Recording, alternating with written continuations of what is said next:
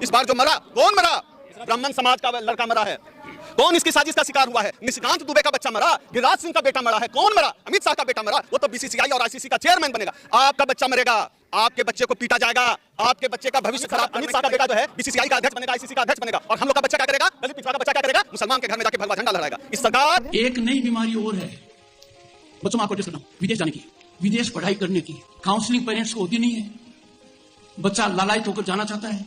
आपने यहाँ पर दो वीडियो क्लिप को देखा। एक तरफ आपने देखा डॉक्टर ओम सुधा, जो कि एक सोशल एक्टिविस्ट है, और उन्होंने बहराइच मामले में खुलकर अपने वक्तव्य को रखा और कहा कि कभी किसी भी दंगे में किसी बड़े नेता के बच्चे का नाम शामिल क्यों नहीं होता है। क्या कभी किसी ने सुना कि किसी बड़े नेता के बच्चे चोटिल हो गए या घायल हो गए किसी दंगे में? नहीं। हमेशा शिकार कौन होता है? तो एक आम नागरिक का बच्चा ही शिकार होता है। और उन्होंने जातिगत व्यवस्था पर भी कुछ प्रहार किया। तो हम इनके पूरे वक्तव्य को सुनेंगे। और दूसरी तरफ हमारे उपराष्ट्रपति जगदीप धनखड़ जी, जो कि एक तरह से टिप्पणी कस रहे हैं हमारे भारतीय बच्चों पर जो कि विदेश में जाकर पढ़ रहे हैं। तो हम सुनेंगे इनके वक्तव्य को भी और देखेंगे कि इनकी कथनी और करनी में कितनी समानता है। तो चलिए सबसे पहले डॉक्टर ओम सुधा को हम सुन लेते हैं कि इन्होंने क्या कहा। अब देखिए, इस देश में इस तरह का माहौल कौन बनाता है? आप बताइए। निशिकांत दुबे का बेटा अमेरिका में पढ़ेगा, इंग्लैंड में पढ़ेगा। राजनाथ सिंह का बेटा जो है विधायक बनेगा, मंत्री बनेगा।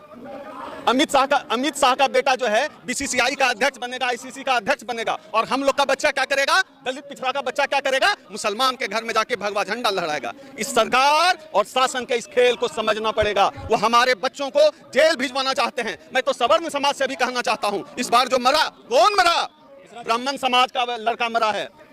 कौन इसकी साजिश का शिकार हुआ है? निशिकांत दुबे का बच्चा मरा, गिरिराज सिंह का बेटा मरा है। कौन मरा? अमित शाह का बेटा मरा। वो तो बीसीसीआई और आईसीसी का चेयरमैन बनेगा। आपका बच्चा मरेगा, आपके बच्चे को पीटा जाएगा, आपके बच्चे का भविष्य खराब करने की तैयारी चल रही है। इस सरकार के इस खेल को आपको समझ लेना पड़ेगा। अगर सरकार के इस खेल को नहीं समझे, सबका नंबर आएगा। इस बात को, मेरी बात को कान खोलकर सुन लीजिए, सब नंबर आएगा।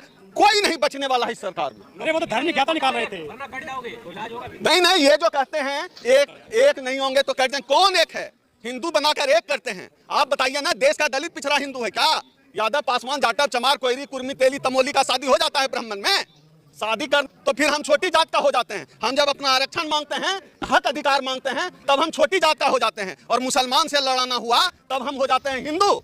इस खेल को हम समझते हैं। हम हिंदू नहीं हैं। इस देश का जो बहुजन समाज है, धर्म के इस सत्ता के खेल को समझने लगा है। हम कम से कम हिंदू नहीं हैं। हम चमार हैं, हम दुसाध हैं, मेहतर हैं, हम यादव हैं, हम कोयरी हैं, हम कुर्मी हैं, सब कुछ हैं, लेकिन हम हिंदू कम से कम नहीं हैं। इस बात को हम समझते हैं। में हिंदू मारा गया सर। नहीं तो इस सवाल पूछे कि हिंदू कौन है, कौन हिंदू मारा गया? अगर सब हिंदू होता, हिंदुओं के पक्ष में क्यों नहीं ये लोग निकलते? इस देश का जो है 20-22% दलित जो है जब आरक्षण के लिए सड़क पर उतरता है, उसको भी तो हिंदू बताते हो। आ गया है क्या सवर्ण समाज उसके आरक्षण के लिए सामने? नहीं आया तो हिंदू नहीं है। इस देश का दलित पिछड़ा आदिवासी हिंदू नहीं है। नहीं, तो ये बांटने का काम किसने किया है? किसने जाति व्यवस्था बनाई? किसने किसी को जाति के आधार पर छोटा, किसने किसी को जाति के आधार पर बड़ा बनाया? डीजे बजा करके क्या दिक्कत है? आप बताइए, आप जिसको शोभा यात्रा निकाल, इस देश में धार्मिक स्वतंत्रता की आजादी है। पुलिस परमिशन के साथ हर धर्म का व्यक्ति शोभा यात्रा निकाल सकता। आप यह बताइए, उत्तर प्रदेश में किसकी सरकार है? भारतीय जनता पार्टी की सरकार है। हिंदू हृदय सम्राट को जो खुद को लोग कहते हैं, उनकी सरकार है। उनकी सरकार में हिंदू सुरक्षित नहीं। इस देश का प्रधानमंत्री हिंदू, राष्ट्रपति Hindu, chief justice of India Hindu, तमाम विश्वविद्यालय के वाइस चांसलर हिंदू, मीडिया में बैठे हुए सब लोग हिंदू, फिर भी हिंदू सुरक्षित नहीं है। उत्तर प्रदेश में हिंदुओं की सरकार, तब भी हिंदू सुरक्षित नहीं है। आखिर क्या करना पड़ेगा हिंदुओं को? हिंदुओं ने तो तीसरी बार भर भर के मोदी जी को वोट दिया, आरएसएस को मजबूत किया है, तब भी हिंदू सुरक्षित नहीं है। लेकिन वो तो अपनी जाता निकाल रहे थे। पत्थरबाजी क्यों करी, क्यों गोली मारी? आप ये बताइए, मैं किसी की भी हत्या के पक्ष में नहीं। जो हत्या हुई है गलत हुई है, और उस मामले में अपराधी को कड़ी से कड़ी सजा मिलनी चाहिए, फास्ट ट्रैक कोर्ट में चल के। लेकिन जिन बच्चों को विश्वविद्यालय जाना चाहिए, जिन बच्चों को अच्छी शिक्षा मिलनी चाहिए, जिन बच्चों को अच्छा रोजगार मिलना चाहिए, उन बच्चों के दिमाग में आपने हिंदू मुस्लिम का जहर घोल के उनको मुसलमानों के घर पे, उनको मस्जिदों पर जाकर झंडा लहराना। झंडा बढ़ाया जान बढ़िया आपकी नजर में? आप यह बताइए ना, जो लोग आपको ऐसा करने के लिए उकसाते हैं, उनके बच्चे क्यों नहीं जाते? गिरिराज सिंह का बच्चा क्यों नहीं जुलूस निकाल रहा है? अमित शाह का बेटा आईसीसी का चेयरमैन क्यों बन रहा है? बीसीसीआई का सेक्रेटरी क्यों बन रहा है? अमित शाह का बेटा क्यों नहीं मस्जिद में जाकर जो है लाउड स्पीकर बांध रहा है? राजनाथ सिंह का बेटा क्यों नहीं कर रहा है? मेरा सवाल यहाँ पे है, इस सवाल का जवाब सत्ता में बैठे लोग दें। उनके बच्चे क्यों नहीं जा रहे हैं? अगर हिंदू धर्म, तो हिंदू धर्म के नाम पे वोट लेंगे, हिंदू धर्म के नाम पे ठेकेदारी करेंगे, तो जाके बचाओ। हमारे बच्चों को क्यों भेजते हो? अपने अमित शाह भेजे ना, अपने बच्चों को, जैसा को भेजे। क्यों नहीं जयशाह को? अच्छा, जयशाह का बेटा आईसीसी चेयरमैन बनेगा, निष्कांत दुबे का बेटा लंदन और में एलएलएम करेगा, और दलित पिछड़ा का बेटा जाएगा वहां हिंदुत्व बचाने। गधा समझ रखे। तो देखा आपने इनके पूरे वक्तव्य को, ये किस तरह से खुलकर अपनी बात कह रहे हैं और किस तरह से बता रहे हैं कि ये लोग अपने फायदे के लिए हम लोगों के अंदर नफरत की आग फैला रहे हैं, ये हिंदू मुस्लिम के नफरत की आग फैलाने में लगे हुए हैं। खैर, तो आपने ये पूरा वक्तव्य सुना और इसके बाद हम बात कर रहे थे हमारे उपराष्ट्रपति जगदीप धनखड़ जी पर। इनका एक पहले आप इस वक्तव्य को सुन लें कि इन्होंने क्या कहा विदेश में पढ़ रहे भारतीय बच्चों के लिए। बीमारी और है बच्चों में आपको एडजस्ट करना, विदेश जाने की, विदेश पढ़ाई करने की काउंसलिंग पेरेंट्स को होती नहीं है। बच्चा लालायित होकर जाना चाहता है।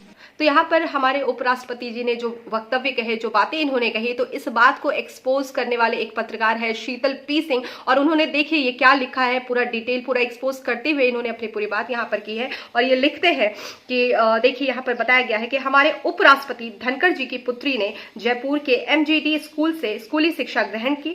इसके बाद प्रसिद्ध मेयो कॉलेज अजमेर से होते हुए अमेरिका के प्रसिद्ध बीवर कॉलेज से ग्रेजुएशन किया। बीवर कॉलेज अब आर्केडिया यूनिवर्सिटी में बदल गया है।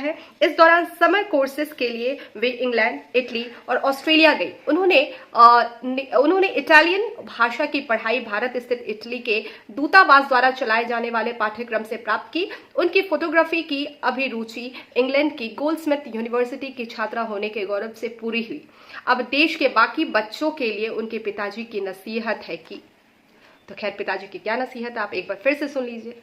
बीमारी और है बच्चों में आपको एडजस्ट करना, विदेश जाने की।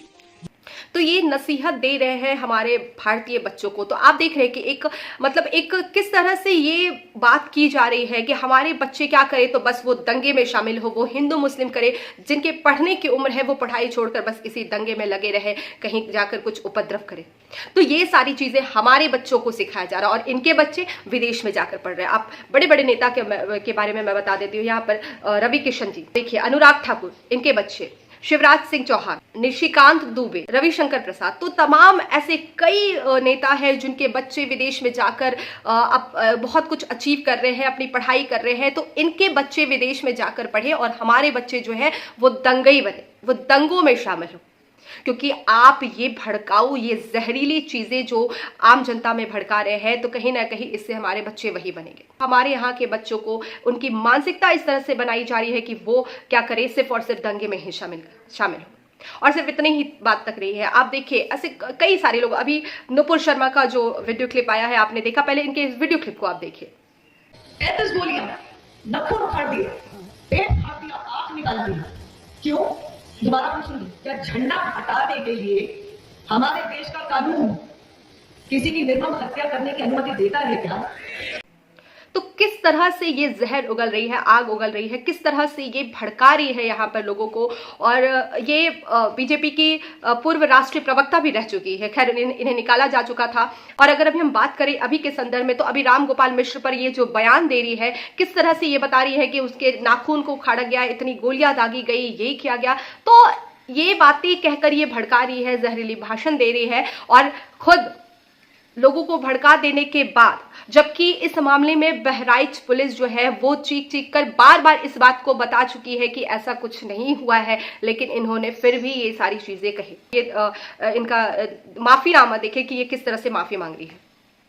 तो देखिए कैसे इन्होंने माफी मांगते हुए फिर कहा कि मीडिया में जो बातें थी वो बातें इन्होंने सुनी सुनाई बातें इन्होंने की। तो जब आप एक किसी मंच पर है, आपकी एक वहां पर रिस्पॉन्सिबिलिटी बनती है कि आप जब भी कोई बात करें तो वो जिम्मेदारी से करें। ठीक इसी तरह मैंने अपने तिरुपति लड्डू वाले वीडियो में, जहां पर सुप्रीम कोर्ट ने फटकार लगाया था, उस वीडियो में भी मैंने बताया था कि किस तरह से रवि किशन वो यूथ को भड़का रहे हैं। आप जरा इस क्लिप को देखें। कि शस्त्र और शास्त्र ओकरे साथ चले के हो, यह समय बा, यह पूज्य महाराज जी सिखावा ना।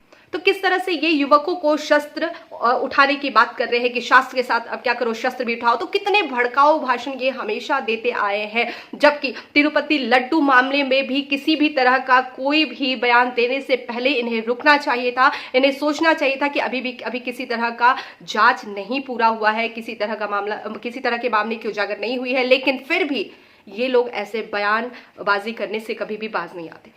तो सिंपल सी बात है कि इनके बच्चे जो है वो विदेशों में पढ़े, विदेशों में अच्छी जगह पर ये रहे, अचीव करे बहुत सारी चीज़, और हमारे बच्चों को बस यही हिंदू मुस्लिम के नाम पर इनकी मानसिकता को खराब किया जा रहा है, एक दंगई बनाया जा रहा है। तो अभी भी आप संभल जाए, अपने बच्चों को इन सब चीज़ों से दूर रखें। जैसा कि आपने ओम सुधा जी को पूरा सुना कि वो किस तरह से अपने वक्तव्य को कह रहे हैं। तो चलिए आज के लिए इतना ही, धन्यवाद।